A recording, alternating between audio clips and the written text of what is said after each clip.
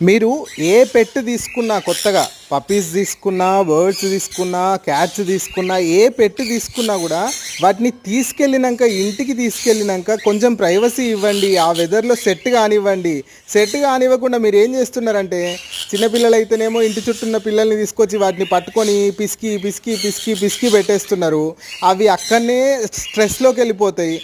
Plus బయట చిన్నపిల్లలు అదొకటి ఇదోటి ముట్టుకొని వచ్చి వాటిని ముట్టుకుంటారు. ఐ ఇన్ఫెక్షన్ స్టార్ట్ అవుతాయి. బర్డ్స్కి అయితే, పప్పీస్కి అయితేనేమో పార్వో అటాక్ అయిపోతుంది.